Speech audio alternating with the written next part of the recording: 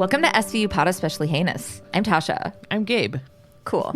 We're on season 4, episode 12, Riask. I have a conspiracy theory. The Sphuniverse and the Sopranos world are one place. You're going to get annoyed by how many times I tell you that people in this episode were in the Sopranos. Every episode is like... Every episode. It's constant. I mean, I'm looking up people that have the smallest roles that I can barely find, and it's like, oh, they were in the fucking Sopranos. Everybody.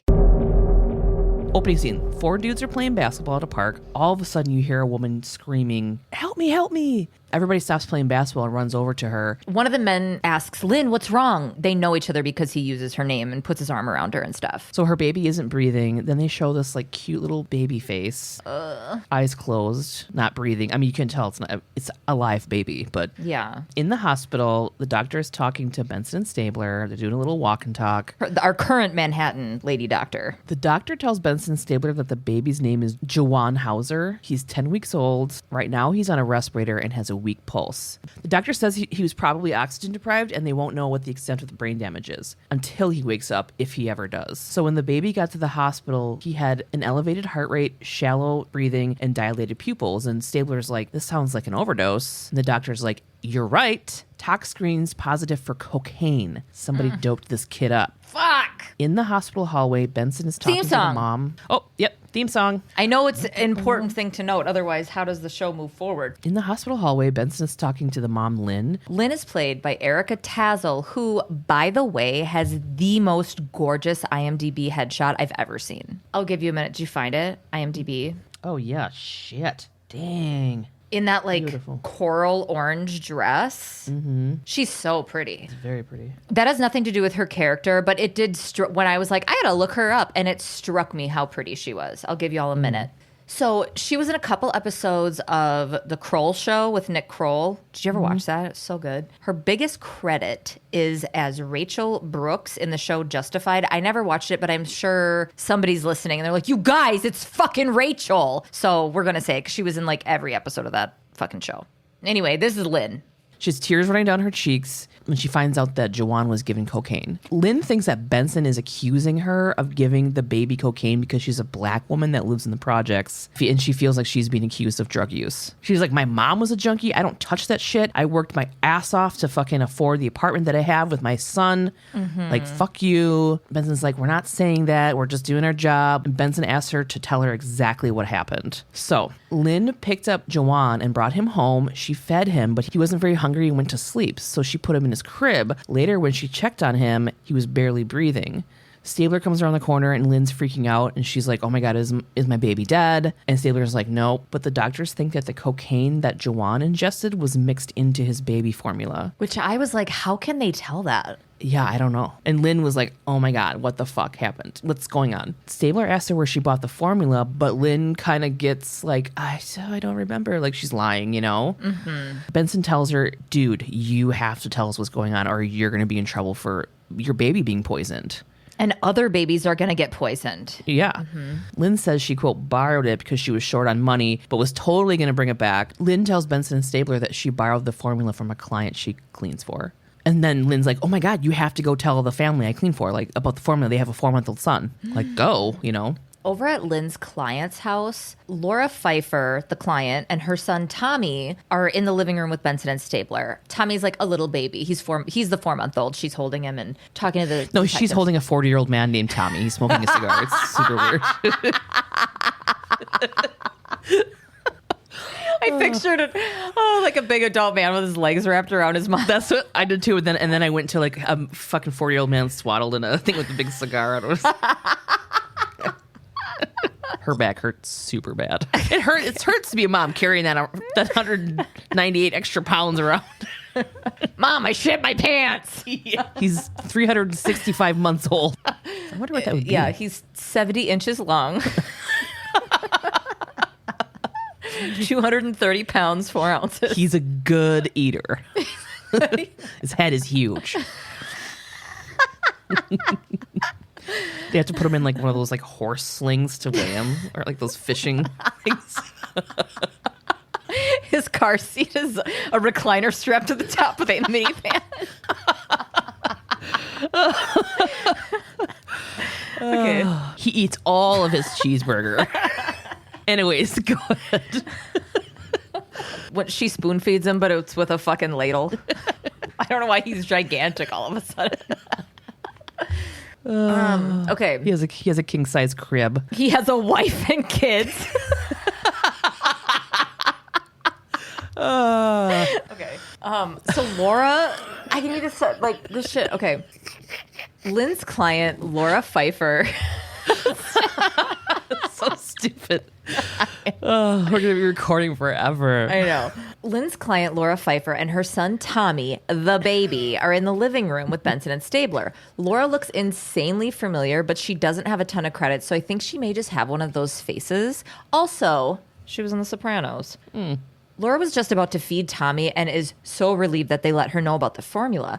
And then I thought, first, what's the timeline here? I feel like she would have fed him in the amount of time that there was in between what happened to Juwan getting fed, them having to call. Like, I just feel like she would have fed a 4-month-old baby in that time. Second, why the fuck, when she found out Lynn used a little formula, did she say, I can't believe she would do something like that? Her son is in the hospital with brain damage, barely alive. And she's like, she took formula from our house? Oh, God, I didn't even catch that. Yeah, she's a bitch. Laura takes Benson and Stabler to the kitchen and shows them her stock of the formula that she feeds Tommy. There are only 5 cans when there should be 6. Benson tells Laura that Lynn must have taken the 6th can and asks when and where the formula was purchased. Lynn says her husband bought it at Gentry's Market on Columbus just a few days ago. In the crime lab, Munch and Tutes are there with hot crime lab bomb squad guy. He's got a big old mountain of formula on a lab table because they had gone to the store where Lynn says her husband bought the formula and bought all the rest of the formula that was there. Turns out none of the cans contained cocaine at all. Munch asks about the cans tested from the Pfeiffer's home. And Hot Bomb Squad guy says that 4 of the cans were fine, but the 5th had the same composition as what Juwan ingested, 90% pure liquid cocaine. And I'm like, fuck, it's a smuggling thing. Also, liquid cocaine. That's the same. I was like, I didn't know that it was that. They did that. Yeah, but we'll get some clarity on that in the chaser. Okay. Toot says that the purity of the cocaine could mean it came from, quote, south of the border, which means Central America or Mexico. Stabes is a dad and Toots is a fucking former narcotics officer, okay? Right. This episode is just all about how Toots has fucking been there. Everybody turns to Toots. Question about cocaine? Turn to Toots. Question about drug dealers? What's up, Toots? Everybody's got hit questions for him. I'm not going to give him as much shit as I give Stabes for the dad stuff, though, because it actually applies to what they're doing. Yeah. Hot Bomb Squad shows them a can with no label that's been tampered with. Somebody had made a hole in the can to drain the formula out and then replace the formula with the cocaine mixture. Then they soldered the hole closed before they put the label back on. Toot speculates that they must have labs on either side of the border, one to turn it into liquid, one to turn it into powder, which seems like a very elaborate, unnecessary step since most baby formula comes in powder form. But again, I'm not a drug mule, so I don't know. Yeah. Toots wants to know how it even made it to the store shelves. Bomb Squad lets them know about the FDA formula regulations and tracking stuff, so they'll know how to search where the other ones went, like where that shipment went to. Yeah. Because they got to get all of this shit. They got to recall this shit. They got to get this off the shelves. They don't know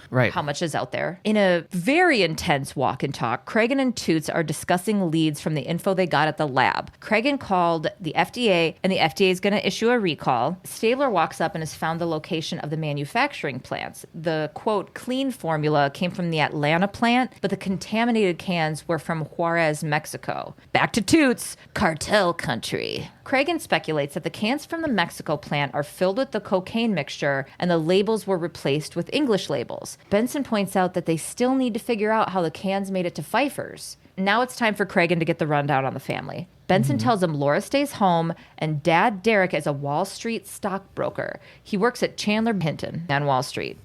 Toots points out that it, quote, wouldn't be the first time some big shot hard up for cash moonlighted in the drug biz. Munch hangs up hard from a very seemingly satisfying phone call and says Derek may be the perfect candidate because Derek was filing for bankruptcy, but managed to somehow pay off $300,000 of debt. Money from a drug shipment? Maybe. Now, Benny hangs up the phone that she had answered 7 seconds ago. I timed it, and it was. She lets the squad know. Longest phone call in history in this universe. Well, she gets off this phone call and lets the squad know that Juwan didn't make it. And Stabler, He, of course, grew 3 sizes that day. He is dad mad. He gets up and says, whoever smuggled that formula is guilty of depraved indifference and murder. Cragen orders Stabler to go speak with Derek Pfeiffer, adding that if Stabler doesn't like what Derek has to say, he can go ahead and bring him in.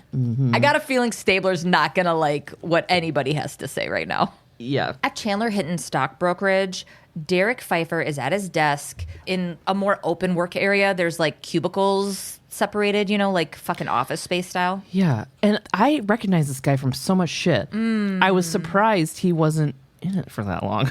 I know, me too. Yeah. So I see him and I'm like, ho, ho, ho, hello. Stand-up comedian and very booked and busy actor Brian Callen. Let's hit some of his credits real quick. He was Coach Rick Meller on The Goldbergs. He was in Warrior, the UFC movie with Tom Hardy that I told you to watch that I know you haven't watched. I haven't. I did watch the Goldbergs, though. Yeah, that's why I added that in there, because I figured you would know him from that. He was Eddie in The Hangover. He was in How I Met Your Mother. He was on Oz. And probably the biggest thing that most of us know him from is he was on Mad TV from 1995 to 1998. That's it. That's the big, yeah. Tutes and Munch are on either side of him as he states his appreciation for the contaminated formula being identified and removed from his home. I don't believe him.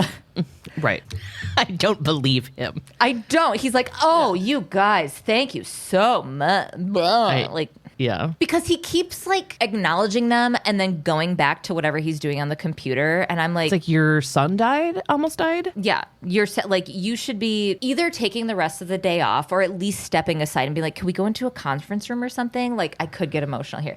I'm not going to tell you how to be upset, but I didn't believe you from the jump. So Right. Munch sits down on Derek's desk and says that they need to figure out how the formula got into the house. This is where I'm annoyed with Derek because he's like, easy, dummy, I bought it. And Toots tells Derek that the problem with that is that there were no other contaminated cans in the store because we fucking checked, Dick, and that the only cans containing the liquid cocaine were at your house, Upper West Side Manhattan. Please. Interesting. Munch then asked Derek if he had traveled out of the country recently, maybe to Mexico. Perhaps And Derek's like, I have clients all over the world, so I don't even know where I've been. And Munch goes, all right, well, I guess we're just going to go check with customs. And Derek's like, oh, yeah. I just got back from Mexico City, but I was there on company business because, you know, you can't get drugs when you're going on the company's dime. So then Derek seems a little more off, like, okay, you're getting back into a corner here. He lets them know that he doesn't really want to talk with them in his office.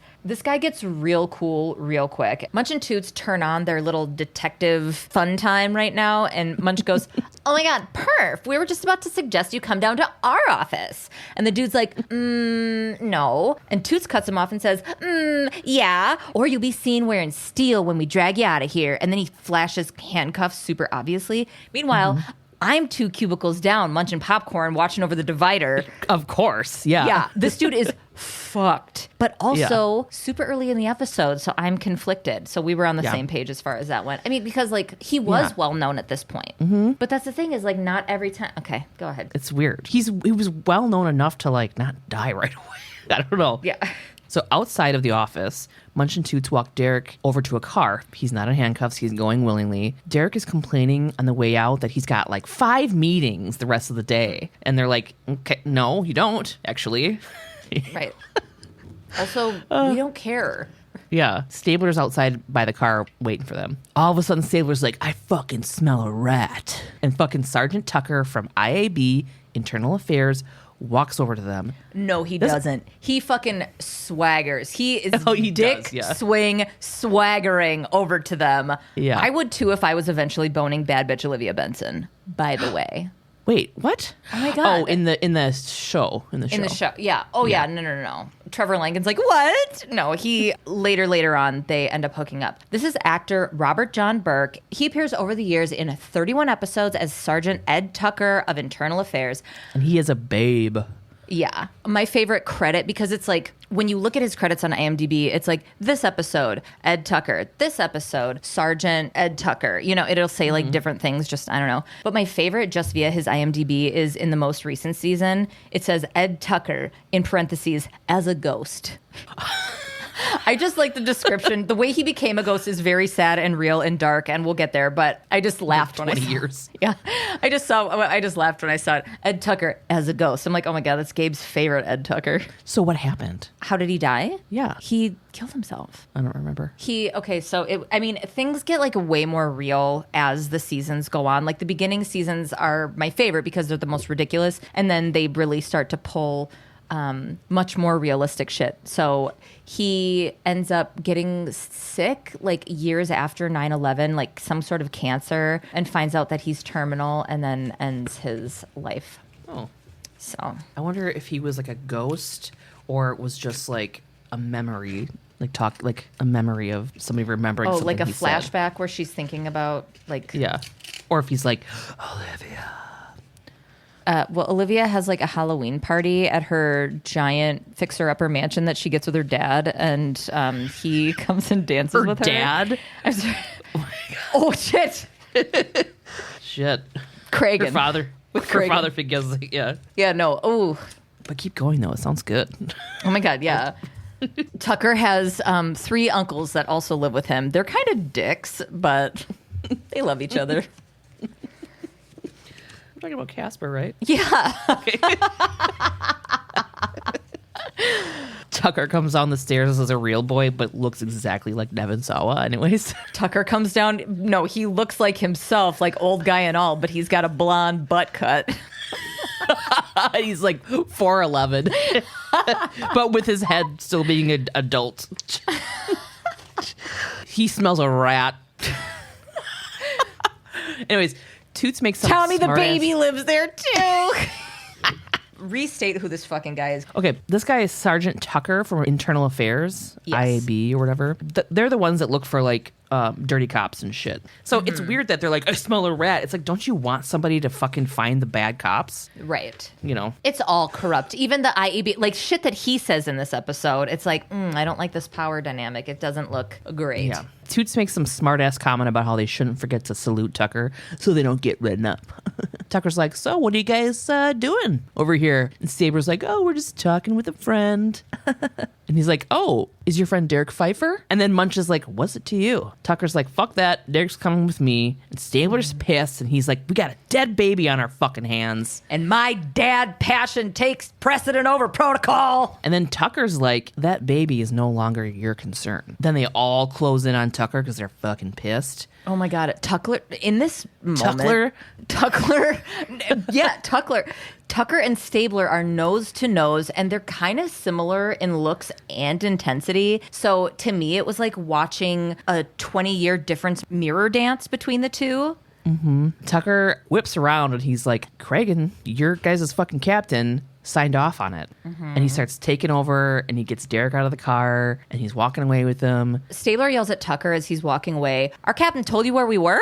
Like in disbelief. And Tucker just turns around and purses his lips and not his handbag. And Cragen is gonna be mad. Cragen's gonna get a stomping ass mad dad. Stabler's gonna go in, just like next scene, I already know it, that Stabler's gonna go and chew the shit out of Cragen. Or try to, but Yeah. Cragen doesn't stand for that shit. In the precinct, Stabler storms into the squad room with Munch and Toots following and comes up to Cragen and he's like, why would you tell Tucker where we were? Cragen's confused and he's like, what are you fucking talking about? Stabler says, Tucker took Derek and told us that you gave the okay. Like the camera zooms hard into Cragen's face and he's like, let's take a ride. I was like, oh my God, Dad's mad.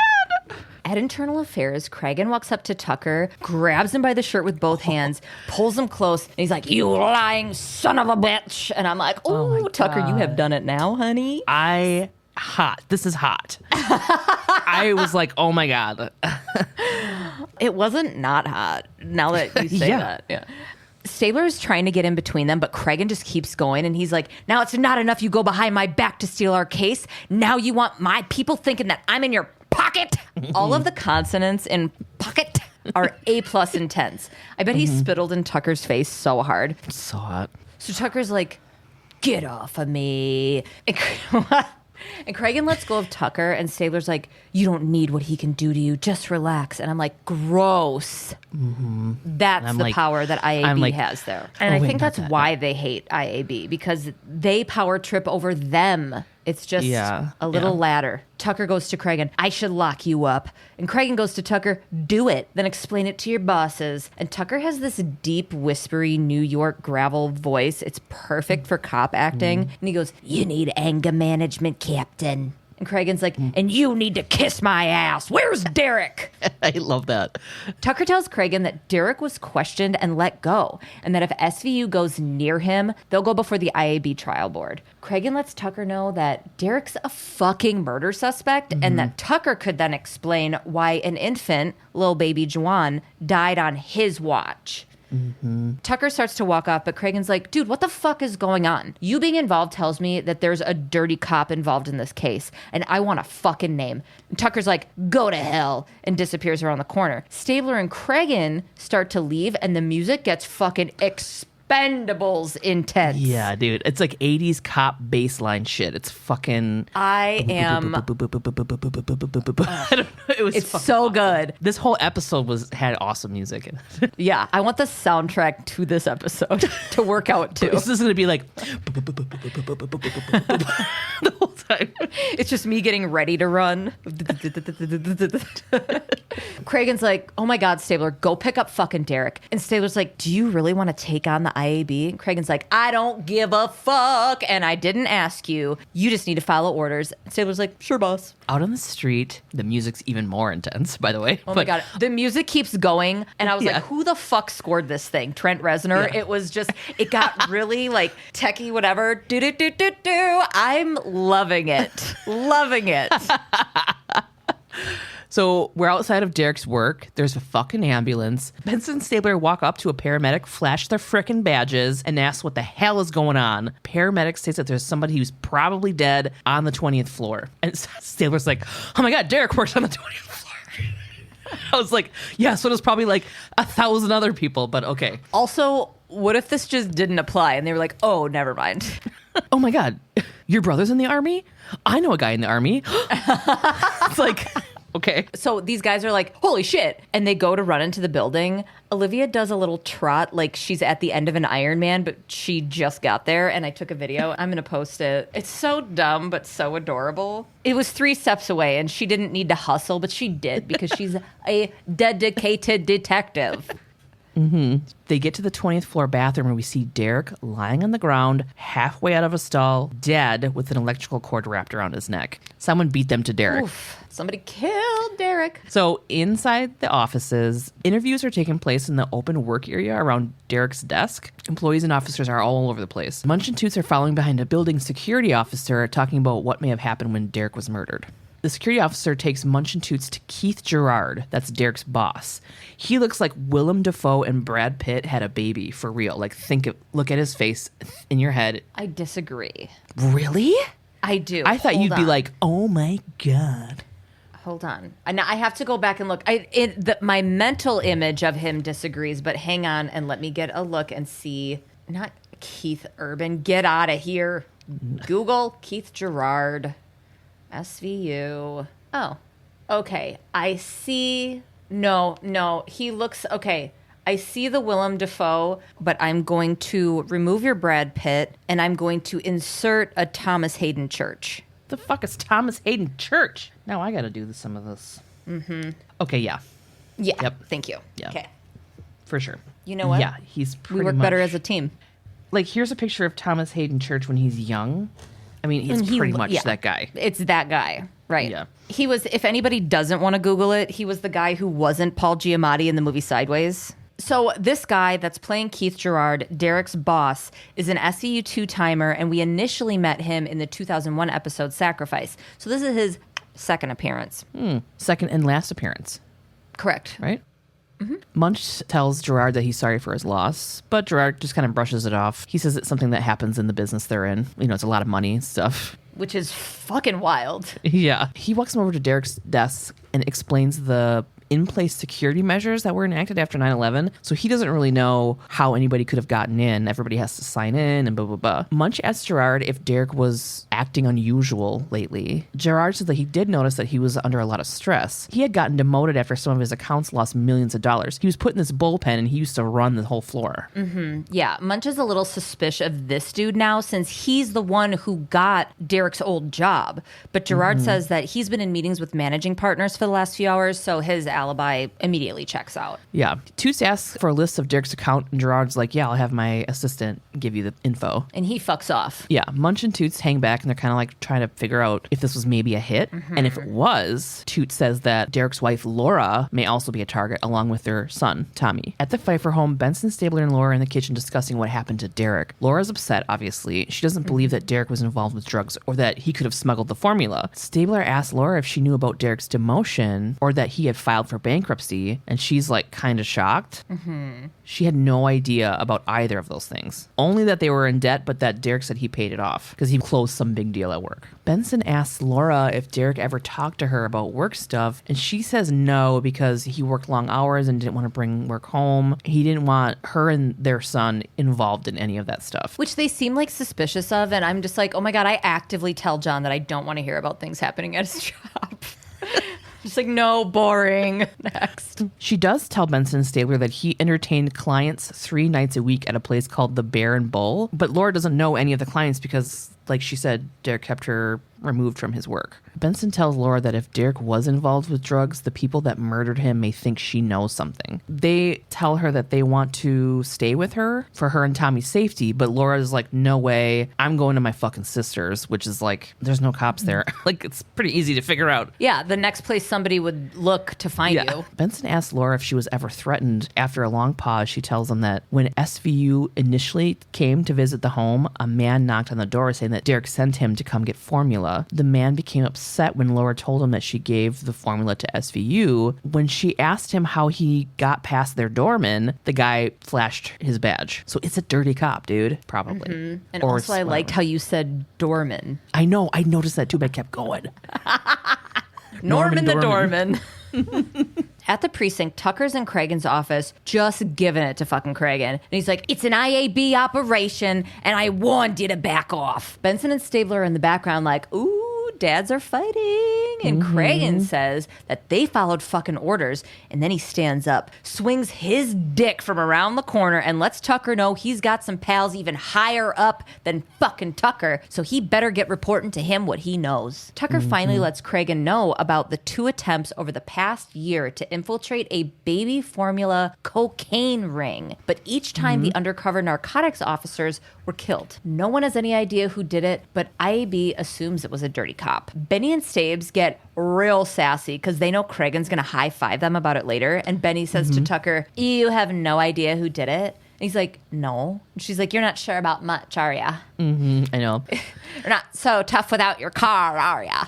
So Stabler takes that as his cue to fucking swing and says, you know, IDA could have made a deal with Pfeiffer to give up your dirty cop if you hadn't cray-yapped all over our case. He said crapped so hard.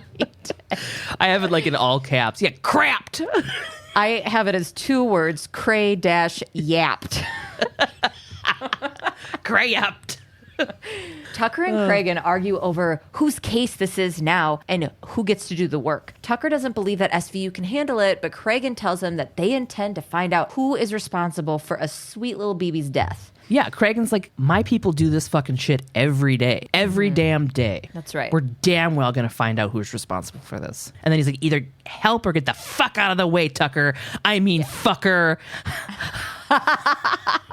And then Tucker's like, okay, fine. What do you need? So Cragen's like, okay, great, good. Fake IDs, vehicles, drugs, and bond money for starters. And Tucker's like, okay, but don't make a move without telling me. And it's like they're just like yelling at each other but agreeing, which I think is funny, where it's like, we're already up here, so we got to stay up here. And Cragen's like, I need you to do this for me. And Tucker's like, cool, I need you to do this for me. And Cragen's like, great. And then they hug and they kiss a little bit.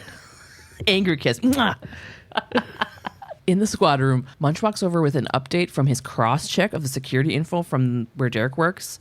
All visitors are accounted for, and he didn't get shit from canvassing. Cragen asks about Derek's phone records. Benson says that the one thing that she thought was weird was that Derek never used his cell phone to check in with Laura when he was out at the Bear and Bull. He used a payphone. Munch says it could be paranoia and not wanting people to know who he's calling, but Tutes thinks it's where he does his drug business. Says coke is a big deal drug in the financial district, and Toots knows that. Toots knows about drugs. Yeah, he knows about drugs. He really does. Cragen said that Toots should go to the bars since he's the one with undercover experience. Toots absolutely doesn't want to go because he won't fit in. Yeah, he's like, I don't look like I belong at a Wall Street fucking bar. Right. But he's like, you know who does? Stabler, clean-cut corporate dad type. You know who does? That 38-year-old white guy over there. And Stabler's like, huh? So they need a cover story and can't use the baby formula scheme. Toots says if Stabler is going to get anyone's attention, he's got to be their solution to moving the product, right? Right. And everybody's going to be watching his back. Yeah, they say Toots and Benny are going to ghost him. And in this context, it means hang back and cover him. When he does it in 2010, it's ditching Benny out of the blue. Yeah, for 10 years. For 10 years. All of me. And also, I love undercover time. I'm so excited. Yeah. In a SVU vehicle. In an SVU vehicle, Toots is given Stabler, who has on glasses and a suit. So he looks totally different. Yeah, he's Clark Kent right now. He's giving him the rundown of what he needs to do once he's in the bar. Stabler will have cocaine on him, as well as a pager that also has a wire in it. Okay. Yeah. Stabler's backup officers are undercover in the bar. Toots is going to stay inside the car and record and listen. Stabler gets out of the car and takes off, and Toots looks worried. Because nobody can do this drug shit like Toots. Right. In the bar, Stabler walks into the bar holding a newspaper and walks over to where Benson is already seated, and she is wearing a strappy black dress and looks fucking amazing. She is just a vision. I struggled to get through this scene without obsessing over, okay, so she's got this itty-bitty, tiniest little spaghetti straps. It's just thin, barely there. And she's got little post earrings, so nothing dangly, nothing, no necklace. She is just all neck, clavicle, and décolletage, classy style though. It was and then it's got fucking mwah. And her short she's hair, got like things over her like I don't know what's that called. It was like over to her shoulder too. She has spaghetti straps and it going under her shoulders just like looked, bell. She looked expensive and classy and like the woman that would be good for him for being able to talk to her in the bartender's mind because they don't know each other. Gorge, incredible. So they're pretending to not know each other, obviously, and it's like this hot little role play thing that I could just go on and on and on about. You know what I mean? So hot. Yes. Yeah. Oh, and I'm sorry, Stabler in his glasses, 10. 12. Yeah. He's a 10, but he's a dad. Like a dad. 15. The bartender asks Stabler what his drink order is, and he gets a beer, and I'm like, which one, bro?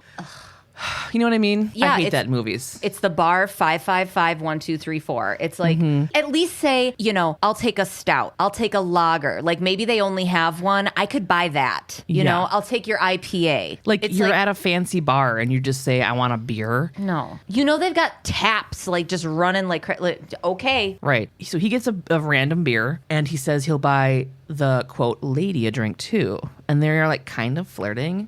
And I have the biggest boner in the whole world. Same.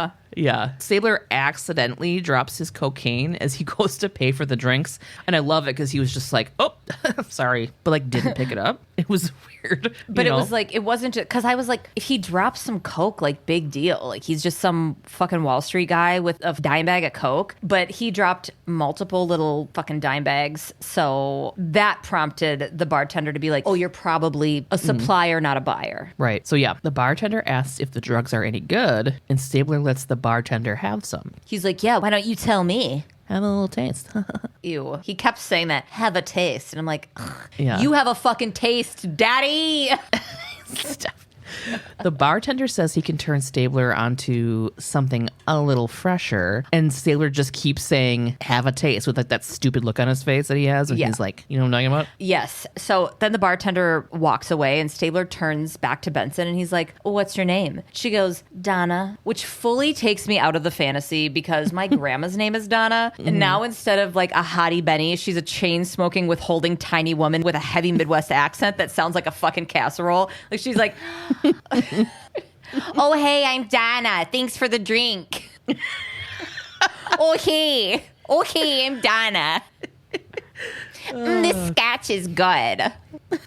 So the bartender goes to talk to someone at the end of the bar and comes back, hands Stabler his change. By the way, both drinks were $12. New York, I know. 2003. In fucking Manhattan at a Wall Street bar? Bullshit. Right. It's $9 beer night. It's fucking, there's no way. A scotch? Yeah. He hands Stabler his change and lets him know that the guy at the end of the bar wants to talk to him. Stabler asks if the dude is interested, and the bartender says that the dude at the end of the bar will make it worth his while. So Stabler follows this dude into the bathroom. Benson uses a wire on her wrist to update the squad, and it's super obvious, of course. Like, don't talk into your wrist. Yeah. Or at least, like she's doing, at least just, like, rest your fucking wrist on your chin or your cheek and just have a little chat. Like, don't do that. And also, damn near full volume. Like, she didn't turn it down much. She's like, they're going in the bathroom. The scotch is good, and it's pretty well priced. In the bar bathroom, this guy fucking shoves Stabler into the wall. He's wearing all black. He's got slick back hair. His leather jacket's dorky as fuck. And he holds the drugs that Stabler gave to the bartender. And he's like, you trying to sell on my turf, buddy? This dude was also in The Sopranos. Oh, was he? He was. Shut up. Was he? Yeah, he was. Let me have my thing. No, you can. Oh, can I? You're allowed. Oh. Stabler asks him who he is, but dude doesn't give him an answer and instead goes, who are you? Stabler's like, listen, guy, I'm not looking for trouble. The bartender said you were interested. It's NBD. I'm not trying to fuck with you. So this whole scene, Stabs is just taking it from this guy and acting like kind of a pushover amateur on purpose. Right. And so back to, who are you? Stabler hands over his fake business card with the name Greg Elliott on it. Mm-hmm. Which I was like, cute. Yeah. The guy asks Stabs where he sells and for how much. Stabler tells him he sells at the building that he works in, and he unloads about 300 grams every 2 weeks. Okay, so 300 grams, just to give a better idea of what that means, it's about 10.5 ounces, like 85 8 balls. There are 1,000 grams in a kilo, so he's claiming to this guy that he unloads a kilo in about 7 weeks, which is a decent amount of cocaine. Yeah. The guy asks how much Stabler pays the supplier. Stabs goes 90, and the guy says, you could do better. In 2004, a gram of cocaine on the street went for between $122 and $141. So I'm assuming 90 indicates what he's paying wholesale per gram, okay? Mm-hmm. So Stabler responds and says, my clients like the current product that I'm offering. So, and the guy's like, yeah, but my supply is top quality. And Stabler's like, it is. And he looks over his glasses. Ooh, I might be interested now. The guy tells him to meet him that night at the entrance to the ports at 8 p.m. and bring money. So now we're at the ports. Stabler arrives, it's 8 p.m., and sees the guy from the bar with some other dude. Stabler asks who the other guy is, and the dude he doesn't know just grabs him, turns him around, and slams him against a car. Frisks him for half a second and goes, oh yeah, he's good. This guy is terrible at frisking. If this is what his job is, F. If he worked at the airport... If he worked at a concert hall, I would always be able to sneak weed in. Okay. This guy was terrible. Stabler's wearing a suit, a trenchy overcoat, and the guy went pat all of boom, that boom. down. Didn't pat pockets. He had multiple pockets. He's got layers upon layers. What were you even feeling for? And we know that Stabs is wearing a fucking pager. You didn't pull up his pager and at least go, oh yeah, it's not a recording device. It's just a pager. He's not a good bouncer. He's bad. Yeah. Dude from the bar asked Stabler if he brought the money. And Stabler's like... It was great because he was like, wow. Want to fucking show me the product? Wow. He's like, he like freaked out. Yeah, like... The guy's going to ask if you brought, I don't know. Stabler was like, okay, I'm playing this a little different now. I liked watching the progression of this character that Stabler was bringing for us. He was like main character for sure. He was doing good. Yeah. It was good. Yeah. So little dude's like, all right, check it out. He hands a little bag of cocaine to Stabler, and Stabler opens it and pours some in his hand, puts the bag in his teeth, and rubs his hands together like he's warming up. I've never seen anyone do that, so it struck me as fucking hilarious. It had throwing spaghetti against the wall to see if it's done energy. Yeah. Dude says he'll do 70, which is way better than the 90 that Greg/Stabes is currently paying. And Stabler all of a sudden's like, your Coke is better and cheaper than mine. But nah, you're going to have to do better than that. Initially, I forgot that we were cops for a second and was like, dude, that's a great profit margin. I like that deal. What's going on? But then I watched it again, and he had said 70 was the introductory offer, and they would renegotiate after that. Yeah. And Stabler's like, I don't like that offer. And dude's like, why don't you try the product? And Stabler's like, oh, yeah, because they drug test at my job. I don't do the stuff. I just sell it. He's intense. Nice cover as well. So the new guy with no name makes the same offer of 70, but says that he'll agree to make that the permanent price. And Stabler's like, yeah, that's a good deal. And when he goes to exchange the money, they flip him around again against the car, and this time a gun is pulled on him. Cut to a shot that shows Benny and Craig, and they're in separate cars. They're not far away either. Like, No. man, I just feel like they would be spotted. Hey, what are those people doing sitting in their cars watching us? Like, That's a thing that like big time drug dealers and gang people and mafia people are looking for. They're looking for you. Yeah. So they're talking on radios, and you know, they're watching the whole thing. the music gets all intense again, by the way. It's all like, boop, boop, boop, boop, boop. It's Oh yeah. just good. Well, Staves has got a gun on him at this point. You do the music and I'll do the thing. Staves has a gun on him at this point. Benny and Cragen are watching and they're like, oh my God, what do we do? Cragen's like, everybody wait. We got to see what happens. Cragen pulls out his fucking opera binoculars and like, I've got to see how this turns out. So Cragen's like, hold a second. The dude with the gun pulls out a fucking gold shield and starts to shove Stabler into the back of the car that he was slammed up against. Munch has Stabes' super long binoculars and says, now they've got Stabes' wallet. Shit. I'm like, are they going to ID him, or does he have like a Greg Elliott cover wallet? he has to have a fake wallet. Yeah. I would hope so. Yeah. Stabler asks if they're going to read him his rights, and the new guy with no name tells Stabler that he has no rights and hops in the backseat of the car with him. And Benson goes, I guess we just found our dirty cop. So we're still at the ports. Stabler and the two dudes are out of the car, and the small dude from the bar sandbag punches Stabler and gets in his face. You think I'm going to do business with some dumbass punk? Cut to Benson in the car with Tutes, asking him if they're just going to sit there while Stabes gets the crap beat out of him. Tutes knows this game. Yeah, you're right. Toots knows this game. He says that if they wanted Stabler dead, they'd have killed him already. Mm-hmm. This dirty cop is just flexing. He's like, I'm in charge. The dirty cop starts to like recite these facts he knows about Greg Elliott, Stabler's undercover character. 4 kids, big house, gambling problem. You still got that gambling problem? And I love that he got shitty about it, because you're like, that is stuff they made up and you think you're being tough, you know? Yeah. You think you've got him, but he's got you, and he knows it. By the way, he's married with 4 kids. Even undercover, he's a dad. Yeah. He also runs international shipping stations. This is something that appeals to the operation, and the dirty cop tells Grabler, I didn't even write that. And the dirty cop tells Grabler that he's exactly who they're looking for. Of course,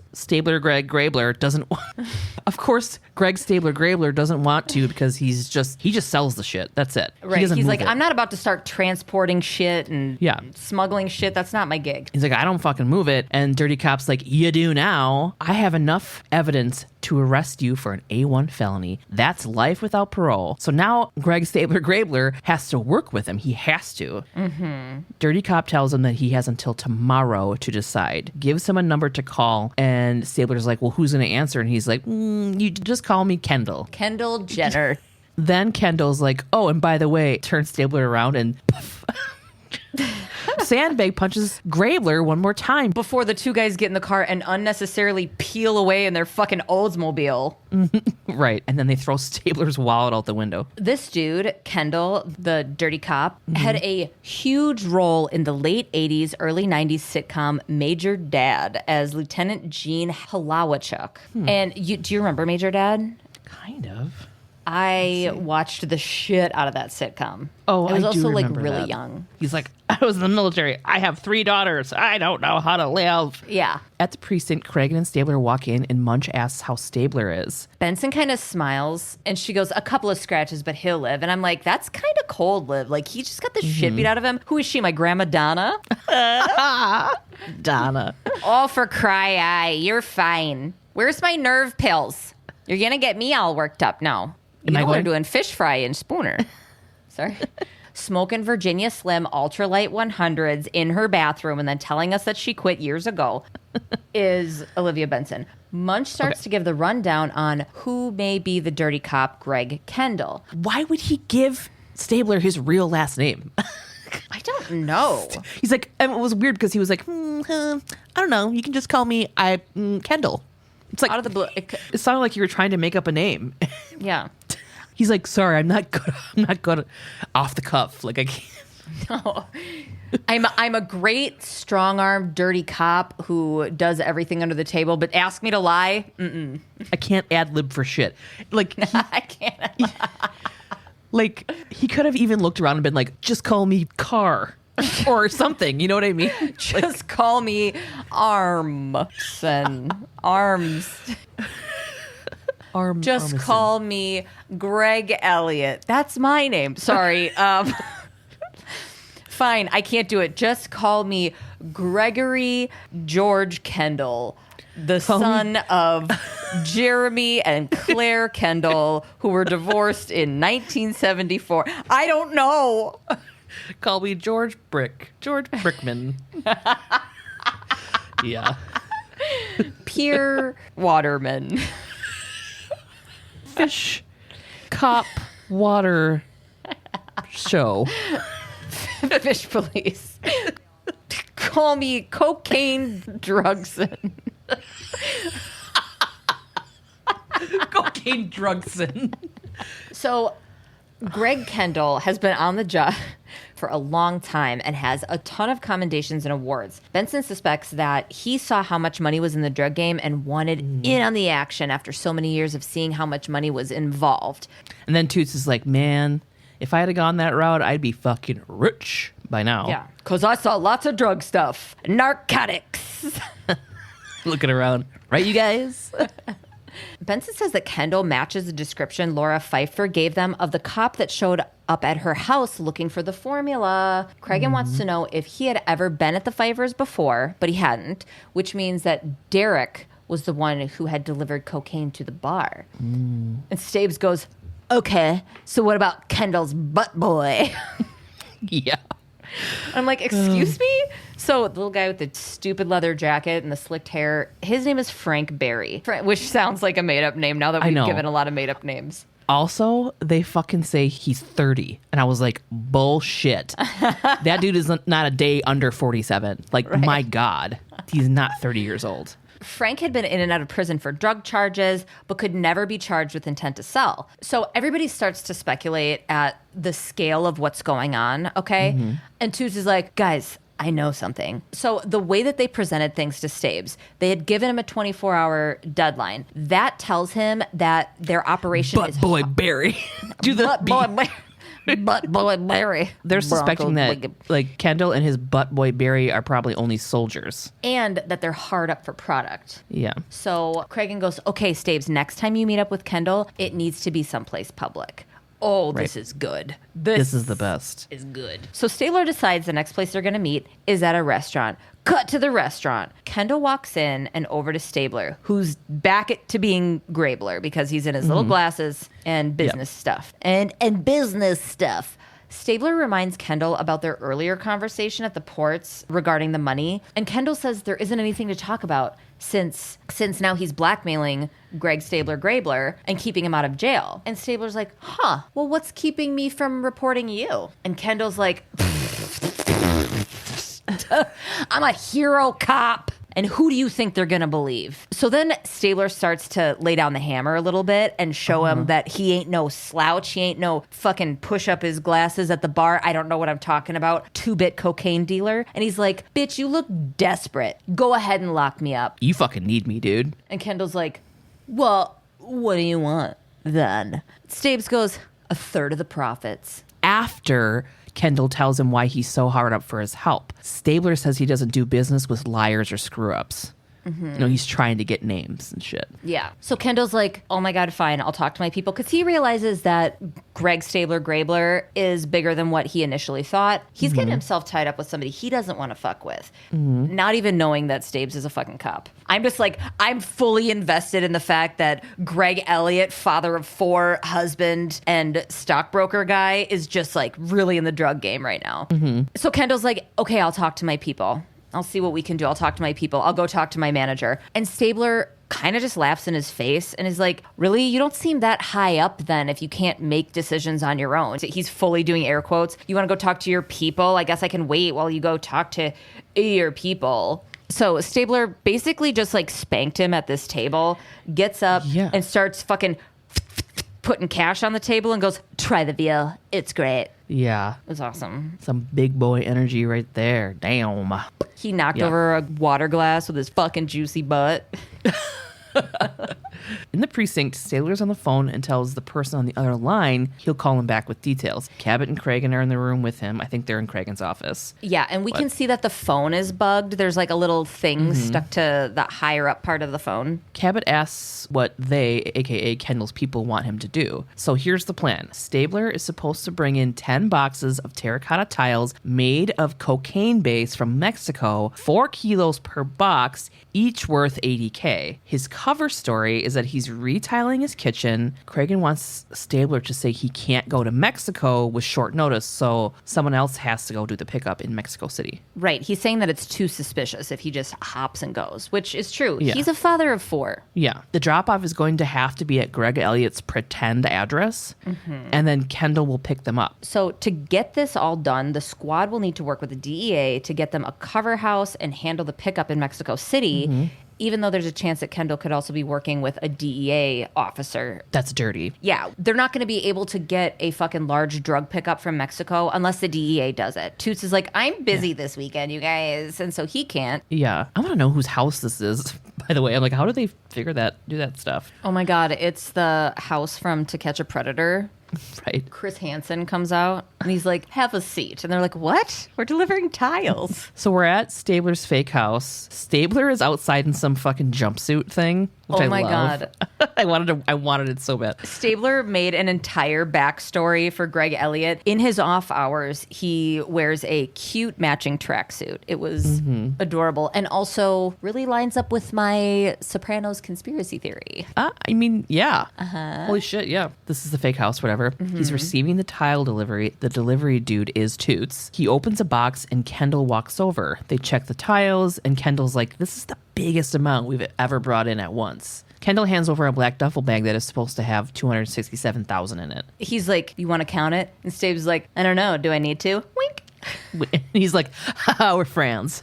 Yeah. Now, I don't understand why they fucking did any of this, okay? I don't know why Benson had to come outside. I don't know why fucking Toots had to bring the truck back. Like, everything they did after this just spooked the guy. Yeah. Okay, Benson comes out of the house pretending to be Dana, not Donna, Greg's wife, asking about the tiles. It is funny because I didn't even think of like this being unnecessary, but she's got her own little 2-piece on, little lady tracksuit thing that she's got zipped up. She's like, honey, are the tiles here? And Kendall acts a little weird. Stabler's like, oh, you know what? They aren't the right tiles, so my friend here is going to take them back. Yeah, and then Dana Benson is like, bloop, bloop, bloop, down the stairs. She's like, baby, you've got to get in the shower. We have to be to Vanessa and Glenn's in less than 2 hours. And it's like, what is this story? I know. Who are Vanessa and Glenn? What are they doing? What are they going to go? Are they friends? Have they been friends for a long time? Are they swingers? Oh my God. Was this like a last minute ad lib situation? Because they were like, we're stuck in traffic. We can't get over there to fucking arrest them. So stall. Right. You don't know that. They're probably like, oh my God, we never get to do this. Can we? Yeah. All of a sudden, the white delivery van that dropped off the tiles shows back up, and Kendall's like, what the fuck? What's he doing back here? And the music gets all swelly again. Stabler, yeah. Stabler's like, oh, you know what? I must have not signed something. Don't worry, I'll fucking handle it. It's fine. Kendall looks super scared and begins to run away and pulls out a gun as a black car pulls up. Stabler pulls out his gun, runs after Kendall behind the house, catches up to him, gets him to stop, and Stabler's like, fucking drop your gun, drop your gun, drop your gun. Kendall refuses, turns around, and fucking slowly raises his gun up at Stabler. 2 shots are heard. Stabler shoots Kendall, killing him. The team shows up and Stabler asks them to call an ambulance. They all gather around Kendall and check his pulse. Cragen walks up to Stabler, who is totally in shock. He's like trying to figure out why Kendall, she's like, why did he turn around? Why did he make me do that? What's going, like, blah, blah, blah. His eyes are super watery. And then Cragen's like, yo, like, Kendall didn't have the guts to do it himself. Like, saying it was suicide by cop. Yeah. And then Cragen's just kind of like, oh shit, Stabler's really like cracking up here, you know? Yeah. Obviously, because this is hard. He tells Stabler, you know, I need your gun. And then Stabler's like, I know the drill. Okay. It was intense. It was really good because Stabler wasn't even saying, why did he make me do that? He was talking to Kendall. And he's like, why'd you make me do that? Why'd you blah, blah, he's blah? Like and it was mumbling it too. He was like, he did. It was a very good moment of acting. Just like total shock. Yeah. Who the fuck am I? Well, it's surprising when they act good. You know? You're like, oh, wow, that was good. Noticeably perfect. I was, yeah. He made me lean in. In an interrogation room, Stabler is being questioned by Tucker from IAB about the timeline of events that led to Kendall being shot. Stabler is speaking into a microphone. We're sure this is being recorded. Tucker asks Stabler if he wants his union rep there, but Stabler says he has nothing to hide, so they can keep going with the questioning, which is like, you should always have your union rep there. Just have them. Yeah. This is that fucking trope of why get a lawyer if you didn't do anything wrong? And it's like, because they're professionals that understand what's happening. Mm-hmm. This is where we find out that Stabler fired his weapon twice, but Kendall did not fire his at all. I thought Kendall shot and missed, and Stabler shot him back. That's what I thought, but no. Tucker puts Stabler on a, quote, modified assignment during the rest of the investigation, which is just a fancy term for desk duty. So he has to stay in the office, which is going to be hard for him. Right, yeah. He likes to be out in the field or at home with Kath and the kids. Yeah. So in the precinct, Stabler and Benny are doing a stompy walk and talk. Stabler's like, that bastard made me shoot him and I'm the one under investigation? And Benny goes, I don't know, Betty, maybe take some vacation days or... He's like, no, I'm here to figure this shit out. Stabler stomps over to Cragen and Tutes. Tutes lets Stabler know that dandruff was found at Derek Pfeiffer's murder scene and it matched Kendall's DNA. And I felt like that was kind of a read. Yeah. He's like, this flaky motherfucker left dandruff all over this crime scene. So now they're bouncing around ideas as far as who's at the top of this whole drug operation, why Derek was murdered, etc. Munch jumps in and says that he found out through customs that Laura had traveled to Mexico separately from Derek. 5 trips in 3 weeks, and she had the baby with her every time. So maybe she'll be able to fill in some blanks for them. So then they're like, oh my God, dude. So now they're starting to put some pieces together. New information. New shit has come to light, dude. Since she was traveling with a baby, customs wouldn't have cared if she had extra formula. And Benson also points out that she refused protection when they offered it to her. Laura may be the mule that they're actually looking for. Did Derek arrange his trips to Mexico, or was it fucking Laura? Benson says that they should go ask Keith Gerard, Derek's boss. So Cragen and Benson head out, leaving Stabler just fucking itching to get out there, but stuck at his desk. Benson, Cragen, and Keith Gerard are doing a walk and talk through the office. Gerard says, I hate this name. Ger says, no, okay. Gerard says Derek's billionaire client was afraid to fly, so Derek had to go to him in Mexico all the time. Benson questions, I want to be a billionaire that's afraid to fly. Why am I only just one of those things? It's stupid. Benson questions Gerard's motive of sending Derek, considering he almost lost his job. Gerard's just kind of like, dude, he had it hard, and I just was throwing him a bone. What does he have to do with anything, by the way? Cragen lets Gerard know that Derek was using company time to smuggle drugs. Oh, yeah, when they would take the baby and da-da-da and the baby formula. Gerard doesn't believe him. And he's like, I know this isn't true because Derek and Laura don't have kids. And then I'm like, what the fuck? And I was like, oh, that was a twist I didn't see coming, even though I knew the premise of the episode. Cragen and Benson are doing walk and talk and trying to figure out who the fucking Tommy is. The baby. Right. Who's this baby? Yeah. Who is this 40-year-old man that Laura is breastfeeding in their living room? He's housed a calzone and he's still hungry. And they somehow get to this idea that maybe there's a ring of people who rent their kids out for money, which I've never even heard of. It's a big jump. That is a cavernous fucking bridge to cross, you know? Yeah. But how could only a few cans at a time be like profitable or worth it? Right. They decide to go to Laura and question her at her sister Denise's house.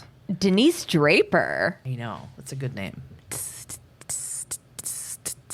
She's a secretary. Obviously.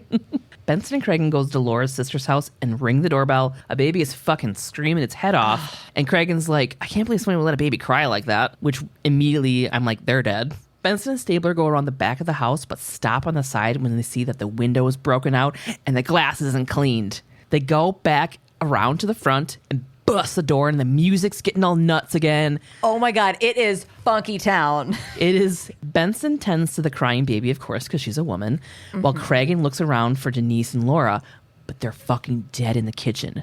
Oh. Now it's nighttime. We're still at the Draper residence. Crime scene time. Yep. A ton of officers and CSU hustle around while Cragen, Munch, and Tutes are in the front yard just hanging out. They're not. They're copping. They're like, should we have a fire? Yeah. Told you to bring marshmallows. I like them with peanut butter. So they had asked around. Neighbors didn't hear anything, but there was a pillow that was found that appears to have been used to muffle gunshots. The time of death is about 4 to 8 hours ago. So Kendall couldn't have done it unless it was his ghost. This is just a reminder for everyone to send ghost stories to svupod@gmail.com. Oh my God. Cragen thinks that someone's cleaning up loose ends.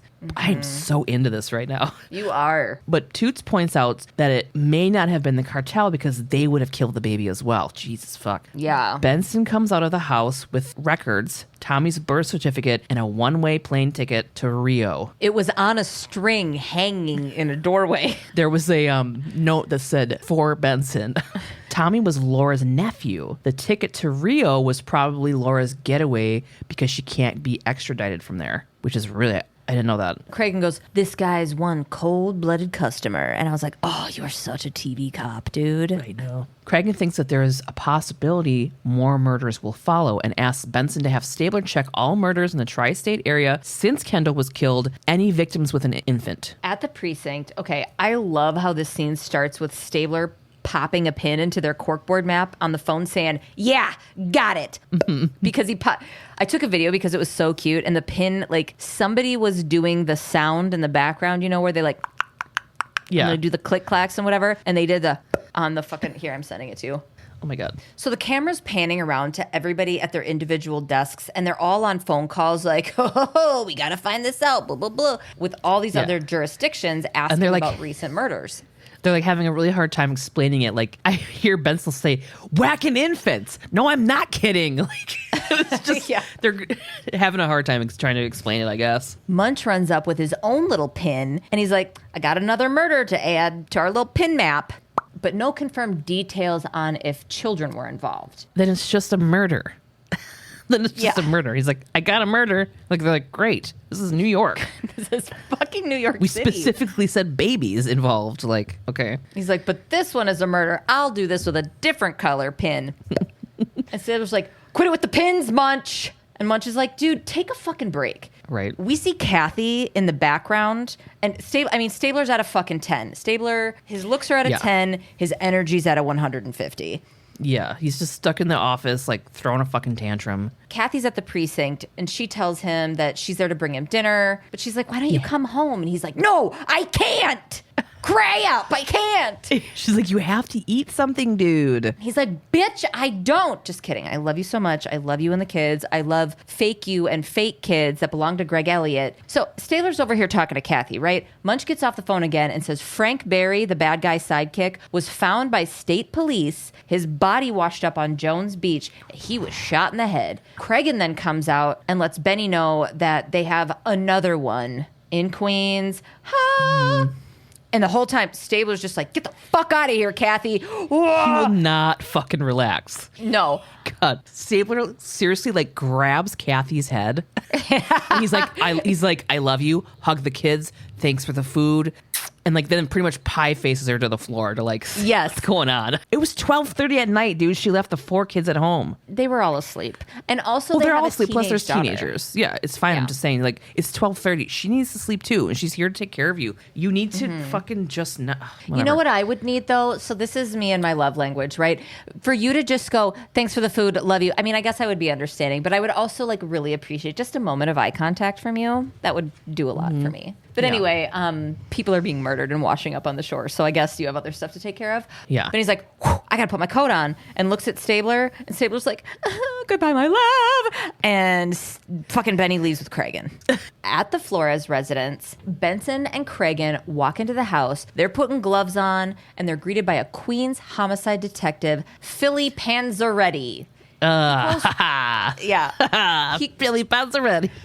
Billy Panzeretti. He calls Craig and Donnie, so they're well acquainted. He was also boo, boo, boo, boo, in The Sopranos. Panzeretti walks Benson and Craig into the living room. 2 people were shot in the head, and a pillow was used to muffle those shots. So the only difference is that there was no sign of forced entry like there was at Laura's sister's house. So, Otherwise, the MO is the same. Yeah, it's like. correct. So they may have let the perp in. They had a baby, but this baby was also physically unharmed and had been taken to the hospital to get checked out. Benson goes over to the home office area where the couple did the paperwork and stuff for this gardening business they had and finds an invoice made out to Keith Gerard. What? Cragen decides that Gerard is running the operation from the brokerage office and he's the top dog. Woof, woof. Benson thinks he rents the babies from people that work for him. What? Don't you fucking. Woof, woof. I'll fucking kill you. Oh my God, I love you so much. I want to murder you so bad. I will slit your throat. Woof, woof. Woof. Stop. Benson thinks he rents the babies from Don't do it. Benson's like, dudes, he rents the babies from people that work for him because they need money. Cragen thinks Gerard's going back and killing the families that he rents these babies from so he won't get snitched on because he's a piece of shit. Yeah. Cragen and Benny take off and go to Gerard's office, but his assistant says he isn't there. Dude, swear to God, she was in The Sopranos. Really? Yes. Oh my God. She said that he's downstairs at the corporate daycare center. I audibly gasped. And Cragen goes, if he calls up here or you see him, do not tell him that we're here. She's like, okay. In the corporate daycare center, Cragen and Benson see Gerard with a woman and her baby, and they assume that she's about to be the next victim. When Gerard sees the detectives, he pulls out a gun, grabs the woman that he was talking to, and starts like threatening to kill her. And the detectives are like, whoa, whoa, whoa, buddy. Tutes is don't be suspiciousing around the corner, sneaking up behind Gerard. There's this standoff, but he's not aware that Tutes is behind the corner. Cragen lowers his gun and makes Benson lower her gun, and he's trying to talk to Gerard, get him to release the hostages. I mean, this woman's holding a fucking baby. Yeah. He's telling him, we'll let you walk out alone if you let this woman and her baby go. And he's I like, don't know how anybody falls for that shit, but okay. I know. Yeah. He's like, you will? That's crazy, but all right. And he tosses the woman at Cragen and tries to run away, but then, boop, Tutes is there, remember? Fucking Tutes tosses this dude down the stairs. Boop, boop, boop, boop, boop. Comes on down, puts Gerard in cuffs, and Gerard's like freaking out to Tutes and Benny, and he's like, I can make you both rich. And Benny's like, yeah, save it for the fancy lawyer you're gonna need to appeal the death penalty. And I'm like, also, how would you expect that to, like, I know that he's in a desperate position, but I know. I can make you both rich. I'm gonna yell this in front of your captain and multiple witnesses. Right. Do you guys want to be dirty cops? In the precinct, Cragen gives Stabler back his badge and gun while telling him that he doesn't have to appear before the grand jury and IAB. He's been cleared.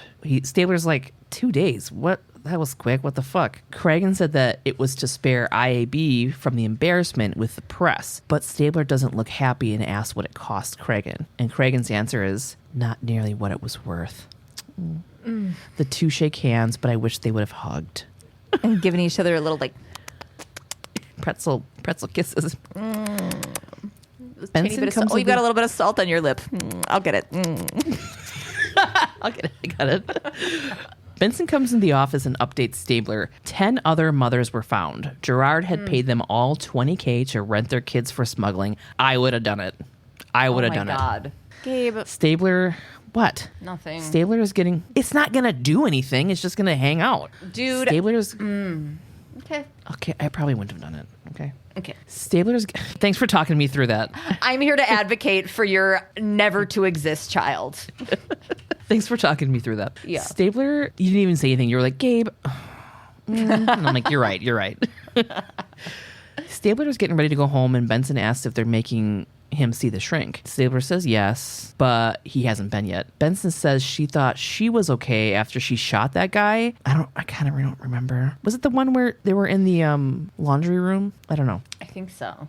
She tells Stabler that shit will stay with him. He's dismissive, and he says he needs to go home. She asks how long his sandwich was on his desk, and he tells her that he got busy and she can have it. As Stabler walks away, Benson asks if he's been sleeping, and he says yes. But then he stops and he asks if seeing the shrink helped her. And then she says, not much. And that's the end. Yeah. And then the camera just pans in on Stabler gently nodding, like, yeah. It's the job. Toyota. Good episode. Here we go. In one of the poorest areas of Chicago, in 1999, U.S. Customs agent Pete Darling was following up on an arrest made at the Heathrow Airport in London. Even the chaser names don't sound real. Jesus. Pete Darling? Yeah. Pete Darling. Yeah. He went to the apartment of a young couple, Keith Moore and Marisa Hardy, to ask about their 8-month-old daughter who had already been flown to Panama and London 5 times. The baby was traveling with a woman who had been caught with drugs. So this woman, right? Mm-hmm. So this woman is picked up at the Heathrow Airport with this baby. They're like, oh my God, this baby belongs to these people. So this detective goes to those people's door. Okay. Right. Yeah. And he's like, I got to let these people what's going on. And I got to figure out what's up here. In his report, he said that the parents looked sickly and their basement apartment was filthy. He would also come to find out that they were addicts and very sick. Mm-hmm. So they told him that the baby had been kidnapped from the babysitter's house, but they were super calm about it. And he was like, okay, this is weird. Yeah. And it made him realize something really big was unraveling. Just a few days later, in another part of the country, Customs Inspector Mike McDaniel at Atlanta's Hartsfield International Airport was watching for luggage tagged for Chicago. Yeah. Because of this situation, right? He had been suspicious because for weeks he'd had women coming through, some with babies, all headed for Chicago. Going through customs, they would tell him that they had been visiting significant others in the military, which raised a little flag for him. He had been in the Army, so he knew that the hotels that they were reporting they had stayed at weren't near any military bases. Mm-hmm. And he was also from the Chicago area, so he knew that all of these women were from the same Englewood neighborhood, okay? Finally, he stopped a woman named Donna Washington, who said she was bringing her baby grandson back from visiting his dad in the military. He decided to test the 7 cans of formula that he found in her bag. 6 were positive for cocaine and 1 for heroin. God, they even used the name Donna. That's what her name was.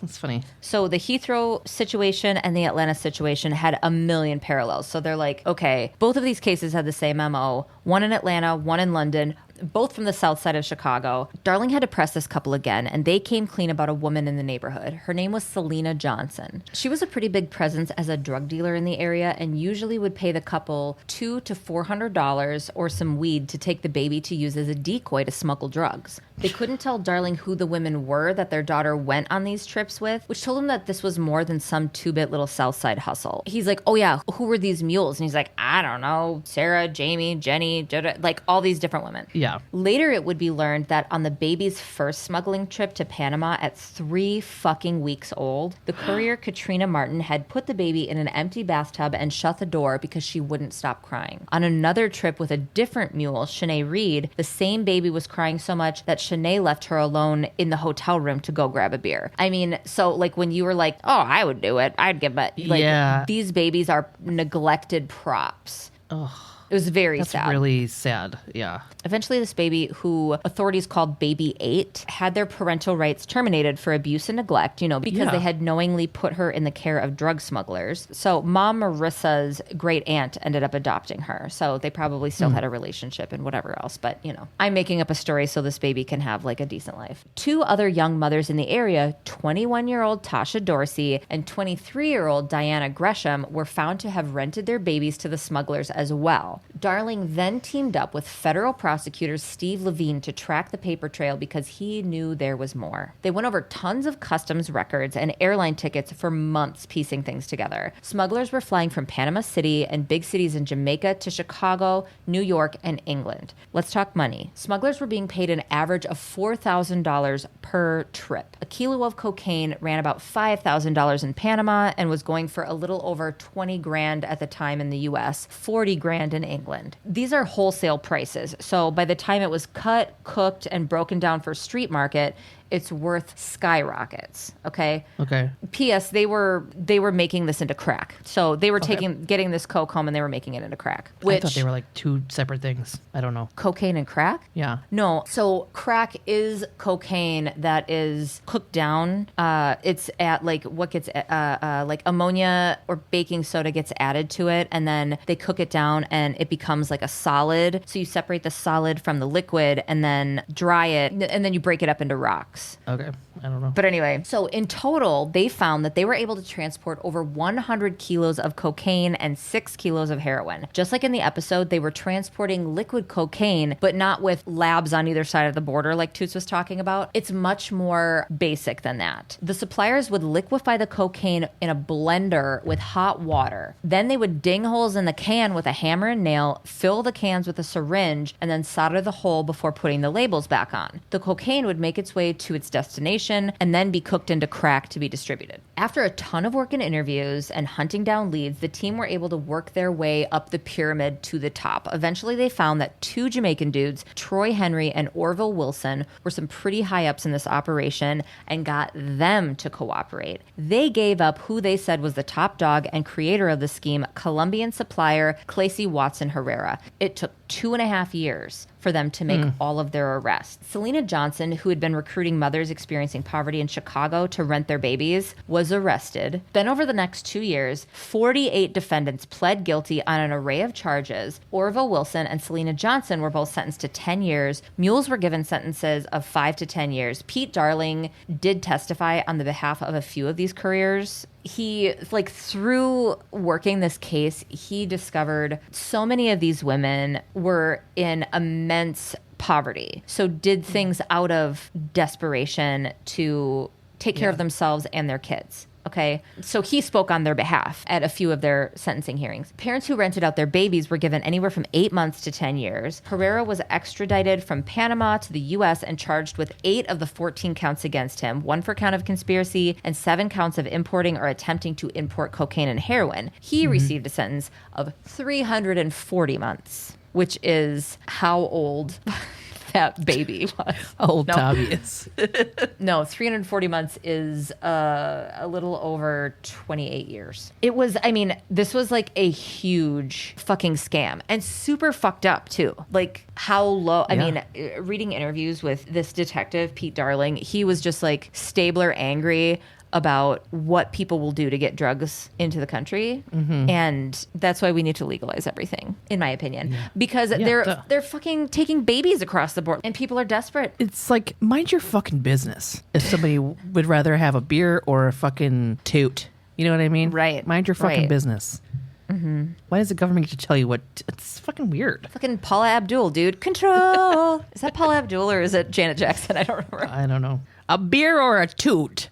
You know? A beer or a toot? Who cares if they want a beer or a toot? Cocaine. I think I want to try that shit. Next week, we got season 4, episode 13, Rotten. An inmate who was raped is found dead, and since he was in custody, the gang thinks maybe a cop did it. Follow us on all social media at SVU Pod. Please rate and review us on anywhere you hear us that you can rate and review us. Fucking jump on Reddit and say something. I don't know. We're trying to like sprout our wings. Like all the birds that I get distracted to are hanging out on the side of the house. Yeah, just like be the wind beneath them. We love you, Barbara Streisand. I really do love Barbara Streisand. Oh my God, who doesn't? Join our Facebook group. It's so fun. I love it. SVU Pod Elite Squad. join our Patreon, become a patron, get all the bonuses and perks. We also have merch at svupod.com. So check that out if you want some fun SVU/SVU pod related swag. Yeah, I've been fiddling around with some new designs. So Oh my God, yeah. I want to do like all those Stabes ones that you're working on. I want to do a new sticker pack, like a Stabler exclusive sticker pack. yeah. Oh, Email us at svupod@gmail.com. Send us your ghost stories. Or whatever. Wait, whatever. what's our P.O. box? We should start saying that just in case. Okay, if you have anything safe and kind to send us, send it to SVU Pod, P.O. Box 176, DeForest, Wisconsin, 53532. Cool. Love you, bye. Swedish Muppet. And God, we're learning him. He does not appear before the grand jury. You know what? You know who I sound like? Is fucking Bjork. The IAB octopus and sunshine cleared it from wrongdoing. Do you want me to try it? No, I'm gonna do it. I'm gonna do it. This is your Mount This Everest. is my mountain. This is my mountain. At my birthday party, I burped. He quickly tried to grab it and throw it in Tasha's face like it was going to bother her. Instead, she goes... I leaned into it and sucked it up. It was like we had practiced it and we had the perfect opportunity to do it. But I can't even think. I can't. If that memory pops in my head while I'm about to sleep, I can't. Like, I'm laughing too hard. Like, it was so perfect and it happened in less than a second. I just found out about this thing that you can make lion roar noises with a tube, a paper towel tube, and I've been doing it and having people at the shop do it. Okay. You want me to do it? No. I mean, sure. Do you want to do it? Kinda. This has very mom, look what I can do energy. Okay. It also makes me want to barf a little bit. I don't know why. Oh, thank God. Huh? Nothing. Go ahead. Am I doing it right?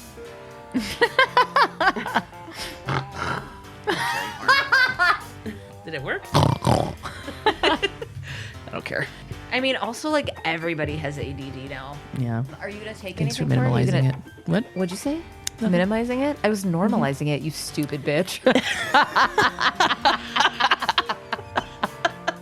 And to our Elite Squad patrons, Hayley K, Sonia W, Jennie S, Skye K, Marisa Elm, Elke H, Annie G, Mary D, Andrew, Rebekah D, Miranda B, Shelby W, Lex, Emily T, Kayla W, Mallory G, Benita R, Marin, Vanessa, Amy P, Jess M, Summer M, Melanie G, Courtney W, Ursula S, Emily A, Kate H, Uyanga, Nicole R, Julia P, Sapphire, Kayla, Allison B, Catherine M, Kate P, Jessica S, Nicole M, Acacia V, Danielle W, Kelsey D, Jana M, Joshua H, Tammy J, Bear, Crystal, Lucy M, Trisha S, Sam D, Laura D, Laura I, and Sarah.